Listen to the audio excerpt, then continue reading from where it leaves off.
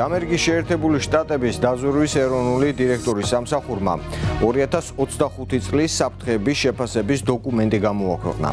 ეს სამსახური პასუხისმგებელია ეროვნული დაზვერვის პროგრამების განხორციელებაზე და მართვაზე. საკმაოდ მნიშვნელოვანი ორგანიზაციაა, მნიშვნელოვანი სამსახურია და მის მიერ მომზადებული დოკუმენტიც, რა თქმა უნდა, ყურადღების მისაქცევია. და თან გასათვალისწინებელია ისიც, რომ ეს მოიცავს 2025 წლის საფრთხეებს და დღევანდელ მიმოხილვაში ვისაუბრებთ სწორედ ამ საფრთხეების შეფასების დოკუმენტზე. დოკუმენტი, რომელიც საკმაოდ მნიშვნელოვან საკითხებს მოიცავს, საფრთხეებად ასახელებს როგორც სახელმწიფოებრივ აქტორებს, ასევე არასახელმწიფოებრივ ჰიბრიდულ საფრთხეებზე აქვს საუბარი. ეს არის ერთგვარი ჩარჩო დოკუმენტი, რომელიც ღიაა და საჯაროა და ასე ვთქვათ, ერთგვარი გზავნილიც არის უსაფრთხოების საკითხებით დაინტერესებული საზოგადოებისთვის და მსოფლიოსთვის. მოკლედ მიმოვიხილოთ, ეს დოკუმენტი პირველი სახელმწიფო აქტორებზე, როდესაც ვსაუბრობ, დოკუმენტში არის 4 სახელმწიფო საფრთხეებად წარმოჩენილი: რუსეთი, ჩინეთი, ჩრდილოეთი კორეა და ირანი. აქ, როდესაც საუბარია ჩინეთზე, ხაზგასმული არის ბირთვული ტექნოლოგიური კიბერ საფრთხეები და ასევე კოსმოსური საფრთხეები. ანალოგიურად რუსეთის შემთხვევაშიც და რუსეთის შემთხვევაში განსაკუთრებით ხაზგასმულია კოსმოსური საფრთხე. მოგეხსენებათ, რამდენიმე კვირის წინ რუსეთის ფედერაციამ არაოფიციალურად, ასე ვთქვათ, გააკეთა ესეთი ინიციატივა გამოიჩინეს, რომ ბირთვული მუხტი, ბირთვული იარაღი უნდათ გაიტანონ კოსმოსში და ამაზე სენატში არაერთხელ იყო მოსმენა და ისაუბრეს ამასთან დაკავშირებით ამერიკის სენატში. ჩრდილოეთ კორეისა და ირანის შემთხვევაში, რა თქმა უნდა, ბირთვული საფრთხე არის, ისევე როგორც რუსეთისა და ჩინეთის შემთხვევაში ბირთვული პროგრამები და ასევე კიბერ თავდასხმებზე არის საუბარი, როდესაც ირანსა და ჩრდილოეთ კორეას ეხება. ასევე საუბარი არის ისეთ მნიშვნელოვან ურთიერთობაზე და პარტნიორობაზე, როგორც რუსეთსა და ჩინეთს შორის არის, რუსეთსა და ჩრდილოეთ კორეას შორის არის და დოკუმენტში ცალსახად ხაზგასმით არის აღნიშნული, რომ ჩინეთი არის გრძელვადიანი საფრთხე ამერიკის შეერთებული შტატებისთვის და ამ კუთხით მნიშვნელოვანია ის პარტნიორობა, რაც აქვს ჩინეთს და რუსეთს, ესეც შეფასებულია ცალსახად საფრთხეებად. ახლა რაც შეეხება არასახელმწიფოებრივ აქტორებს. არასახელმწიფოებრივი აქტორები ასევე რამდენიმე ნაწილად არის კლასიფიცირებული და დახარისხებული. პირველი ეს არის ტრადიციული საფრთხეები, როგორც არის მაგალითად ძირითადად ნარკოკარტელებზე აქვს საუბარი. მოგეხსენებათ, ახალი ადმინისტრაცია მნიშვნელოვან ყურადღებას უთმობს ამერიკის საფრთხეებთან მიმართებაში ნარკოკარტელებს. შემდეგი არის ტრანსნაციონალური ისლამისტური საფრთხეები, ესენი როგორც არის მაგალითად ISIS, Al-Qaeda და Hezbollah და მასთან დაკავშირებული სხვადასხვა ორგანიზაციები, ეს ძირითადად ტერორისტულ საფრთხეებზეა საუბარი და ტრანსნაციონალური სხვა საფრთხეები და დაჯგუფებები, კიბერკრიმინალები, ტრეფიკერები და სხვა ტიპის ტრანსნაციონალური კრიმინალური დაჯგუფებები. როგორც ნახეთ, ფართო სპექტრი არის არასახელმწიფოებრივი საფრთხეებიდან გამომდინარე აქ და თუ გავითვალისწინებთ იმას, რომ ბოლო პერიოდში საკმაოდ აქტიურად იმართება ევროპის მასშტაბით სხვადასხვა სამხედრო სწავლება და ასევე ამერიკის შეერთებული შტატების სენატში არაერთხელ გაიმართა მოსმენა ამერიკის გენერლებთან და მთავარი საკითხი იყო ბირთვული უსაფრთხოება, სარაკეტო უსაფრთხოება, როგორ უნდა გააუმჯობესოს ამერიკის შეერთებულმა შტატებმა სარაკეტო თავდაცვა, ასევე საუბარი იყო მომავლის ოპერაციებზე და ამ კონტექსტში ამ დოკუმენტს საკმაოდ მნიშვნელოვანი როლი უკავია, რადგან ის 2025 წლისთვის ერთგვარ სტრატეგიას წარმოაჩენს და ჩვენ ამ საკითხებთან დაკავშირებით ვესაუბრეთ სტუმარს და მოდით ამ ინტერვიუს მოусმინოთ. ამერიკის შეერთებული შტატების დაზვერვის ეროვნული დირექტორის ოფისის მიერ მომზადებულ საფრთხეების შეფასების დოკუმენტზე საუბარს სტუმართან ერთად განვაგრძობთ ევრონიუს ჯორჯიას კითხვებს უპასუხებს სტრატეგიის და განვითარების ცენტრის დირექტორი გიორგი გოგუაძე. მოგესალმებით, ბატონო გიორგი, დიდი მადლობა, რომ მონაწილეობთ ჩვენს გადაცემაში. პირველი კითხვა მაქვს ზოგადი, რა ტიპის დოკუმენტი არის ეს და ასევე ის ორგანიზაცია, რომელმაც მოამზადა ეს დოკუმენტი. რა მიზანს ემსახურება?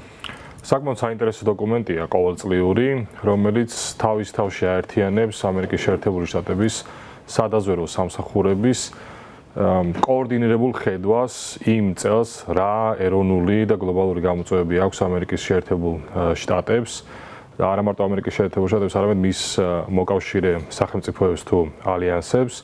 ეს არ არის ერთგვარი სამოქმედო გეგმა ან სტრატეგია, უფრო მეტად არის ღია ხედვა და ფიქრის მიცემის საშუალება როგორც დაინტერესებული მხარეებისთვის, ისევე კონგრესისთვის, ფართო საზოგადოებისთვის, თუ როგორ აღიქვამს კონკრეტული სამსახურები სახელმწიფოს წინაშე არსებულ გამოწვევებს. ეს არის ერთგვარი სტრატეგიული ხედვა და შეიძლება ითქვას გარკვეული გზავნილიც მსოფლიოს. შეგვიძლია ესეც ვთქვათ, ემოციებისგან დაცლილი, პოლიტიკური განცხადებებისგან დაცლილი დოკუმენტია, რომელიც ძალიან ფართოდ, მაგრამ ამავდროულად კონკრეტულად უყურებს რა ტიპის საფრთხეებს აანალიზებს ამერიკის შეერთებული შტატები, რა ტიპის გამოწვევები არის მისთვის პრიორიტეტი და ერთის მხრივ შეიძლება ვთქვათ, რომ გზამკვლევიც არის კონკრეტული სახელმწიფო უწყებებისთვის და პოლიტიკის შემქმნელებისთვის თუ რა საკითხებს და ნიუანსებს მიაქციონ ყურადღება. იქ არის მთელი რიგი საფრთხეები ჩამოთვლილი, რომელიც არ არის ახალი საფრთხე, რომელიც ამერიკის შეერთებულ შტატებს შარშანელი დოკუმენტიც რომ წავიკითხოთ, შეგვიძლია ვნახოთ, რომ იგივე ტიპის გამოწვევები იქაც არის დაფიქსირებული, მაგრამ განსხვავდება ნიუანსებისგან. ხო, აი რა არის ახალი დეტალები, რომელსაც უნდა მიაქციონ ყურადღება შესაბამისმა ინსტიტუტებმა. ეს არის ერთგვარი გაზიარება ინფორმაციის ფართო საზოგადოებისთვის, ღია, ეს არ არის დახურული ტიპის დოკუმენტი, თუ რაზე მიდის მსჯელობა. აქ ყოველთვის საინტერესოა ასეთი ტიპის დოკუმენტის წაკითხვა და გაანალიზება, იმიტომ რომ ჩვენ ხვდებით დაახლოებით რა შეიძლება იყოს იმ კლასიფიცირებული დოკუმენტების, იმ დახურული შეხვედრების უკან, რა ზოგად საკითხებზე მიდის მსჯელობა, რომელიც მე ვიტყოდი, რომ არა მარტო ამერიკის შეერთებული შტატებისთვის არის საინტერესო, არამედ ჩვენი სახელმწიფოსთვისაც.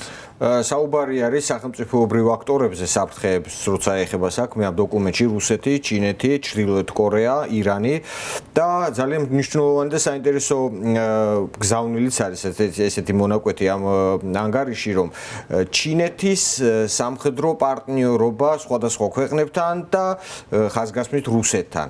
აი სახელმწიფო აქტორებს და საკმაოდ ჩინეთი საკმაოდ ხშირად არის ამ დოკუმენტში ნახსენები. როგორი შეფასება შეიძლება გაკეთდეს 2025 წლისთვის, რაზე გააკეთებს ამერიკის დაზროვა საფრთხეების შეფასების, აწონვის და შესაბამისად დაგეგმის თვალსაზრისით? მართლაც ასეა, 4 ძირითადი, როდესაც სახელმწიფო აქტორებზე არის საუბარი. ეს სახელმწიფოები არის მთავარ ფოკუსში ამ დოკუმენტში და მე ვიტყოდი, რომ ჩინეთი ყველაზე დიდ ადგილს იკავებს ამას როგორც სუბიექტური, ასევე ობიექტური გარემოებები განაპირობებს. რომ ჩვენ ვიცით, რომ ახალი ადმინისტრაციისთვის იანვრიდან ჩინეთი არის ნომერ პირველი გამოწვევა დასახელებული გლობალურ დონეზე. ეს არის როგორც ეკონომიკის, ტექნოლოგიის, ბირთვული, სამხედრო მიწოდების ჯაჭვის, ვაჭრობის ნებისმიერი დონე, რომელიც ჩვენ შეგვიძლია ავიღოთ, რომელიც პრიორიტეტი არის სახელმწიფოსთვის, ჩინეთი სახელდება როგორც ერთ-ერთი მთავარი გამოწვევა ამერიკის შეერთებული შტატების ეროვნული უსაფრთხოებისთვის. მეტიც, ეს დოკუმენტი არა მარტო საუბრობს იმაზე, რომ ჩინეთი შეიძლება იყოს საფრთხე ამერიკის შეერთებული შტატების საგარეო პოლიტიკისთვის, არამედ შიდა პოლიტიკაზეც აქვს საუბარი, რომელშიც გულისხმობს კამპანიებს, საინფორმაციო კამპანიებს, რომელიც ჩინეთი აწარმოებდა და შეიძლება აწარმოოს ამერიკის შეერთებული შტატების წინააღმდეგ ტექნოლოგიურ манипуляციებს და საინტერესოა ასევე ის ბიოსაფრთხეები, რომელსაც პირველად საუბრობს ეს დოკუმენტი, რომელიც მანამდე არ იყო ხოლმე წარმოდგენილი ამ ტიპის ეს ვთქვათ ღია სტრატეგიულ დოკუმენტებში. შესაბამისად ჩინეთი იკავებს საკვანძო ადგილს. მაგრამ აქვე მინდა ყურადღება გავამახვილო ერთ ნიუანსზე, რომელიც ფაქტობრივად ყალიბდება ამ დოკუმენტში, რომ ამერიკის შეერთებული შტატები ხედავს ფორმირებას მტრული ბლოკის მოკავშირეების და არ აქვს ეს სახელმწიფოები შემთხვევითი პრინციპით დაალაგებული. ხო, ეს შემთხვევითი პრინციპად არ შეარჩია. ეს სახელმწიფოები ერთმანეთთანაც აღრმავებენ სტრატეგიულ პარტნიორობას და თუ ავიღებთ მაგალითად რუსეთის ფედერაციის შემთხვევას, ეს სახელმწიფოები არიან ის სახელმწიფოები, რომლებიც ეხმარებიან რუსეთს მაგალითად სანქციების გვერდისავლაში, მისი სამხედრო ინდუსტრიის სიცოცხლის უნარიანობის შენარჩუნება და გაზრდაში, ჩინეთი, ირანი და ჩრდილოეთ კორეა. ახლა დეტალებში შეგვიძლია ჩავიდეთ, ხო? ზოგიერთი მათგანი, მათ შორის ჩრდილო კორეა, არათუ ტყვია წამლით და იარაღით და ინფორმაციით, არამედ უშუალოდ ცოცხალი ძალითაც კი ეხმარება და ჩართული არის რუსეთის ფედერაციის სასარგებლოდ. ამიტომ ეს მნიშვნელოვანია ჩვენ დავინახოთ, რომ ამერიკის შეერთებული შტატები უყურებს ამას როგორც გარკვეულ ღერძს, ხო, აი ძველ საერთაშორისო პოლიტიკურ რაღაც ლექსიკონს თუ დავეყრდნობით, გარკვეული ღერძი ყალიბდება ამ სახელმწიფოების მეშვეობით, რომელიც ფუნდამენტური საფრთხე არის ამერიკის შეერთებული შტატების უსაფრთხოებისთვის. და მე ვიტყოდი, რომ ეს არა მარტო ვაშინგტონისთვის არის საფრთხე, არამედ ზოგადად დასავლური მოკავშირეებისთვის, ხო, ალიანსისთვის, ნატოსთვის და ცალკეული სახელმწიფოებისთვის, რომელიც ეგრეთ წოდებული დასავლური სახელმწიფოების ბლოკში არიან. როგორ შეიძლება შეფასდეს ის მომენტი, რომ როდესაც ამერიკის შეერთებული შტატები საფრთხეების თვალსაზრისით ერთ მხარეს აყენებს ჩინეთთან ერთად რუსეთი, ჩრდილოეთ კორეა, ირანი და ამ დროს ჩვენ ვიცით, რომ საქართველომ სტრატეგიული პარტნიორობა გააფორმა ჩინეთთან. ეს ხო არ ნიშნავს, რომ საქართველოს ავტომატურად ამ პოლუსის ამ მხარეს ექცევა? პირდაპირ ასე ვერ ვიტყვით ამ საკითხს. იქ ზოგადად ასევე დოკუმენტში კარგად არის ნაჩვენები, რომ ჩინეთთან ტექნოლოგიების, ვაჭრობის და განსაკუთრებით პოლიტიკის დონეზე დაახლოება ძალიან დიდ მოწყვლადობას უჩენს სხვადასხვა სახელმწიფოს. განსაკუთრებით კი ნაკლები ეკონომიკური და უსაფრთხოების პოტენციალის მქონე სახელმწიფოებს. და სხვადასხვა კონტინენტზე ჩვენ უკვე კარგად ვიცით, როგორ იყენებს ჩინეთი პოლიტიკური კონტროლის ბერკეტად სხვადასხვა ინსტრუმენტს, მათ შორის ვაჭრობას, მათ შორის ინვესტიციას, ეკონომიკას, ამიტომ იმ თავითვე ნათელია, რომ ეს სახელმწიფოს არათუ მედექს და ძლიერს ხდის, არამედ უფრო მეტად უზრდის მას მოწყვლადობას, უფრო ასუსტებს და ისეთ ხელებს აჩენს, რომელიც დაკეტვა ძალიან რთულია.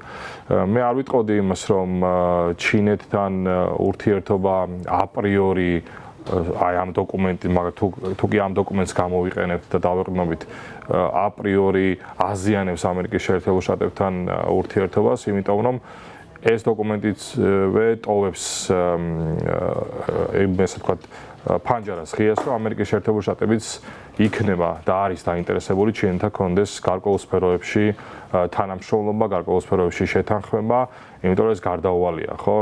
ჩვენ უყურებთ, რომ ჩინეთი ეკონომიკური გიგანტია და პროგნოზების, რომელიც არის ეკონომიკის და ინდუსტრიის კუთხით, წარმოების კუთხით, ფაქტობრივად ლიდერი ხდება, ხო? შეუქცევადია ეს პროცესი. ამიტომ ამას ბუნებრივია სახელმწიფოები საკუთარი მასშტაბიდან გამომდინარე შესაბამისად უპასუხებენ. ამიტომ მტრად ესე რომ ამერიკის შეერთებული შტატები განცხადებულ მტრად ჩინეთს უყურებს, ესეც არ არის მთლად ფორმულირებული, ხო? ის არის მთავარი გამოწვევა, მთავარი საფრთხე, მაგრამ მე ვფიქრობ, რომ ეს დოკუმენტიცვე ამას ამბობს, რომ არის სივრცე, რომ ეს პროცესი იყოს გარკვეულწილად დიპლომატიის და დიალოგის ფორმატში.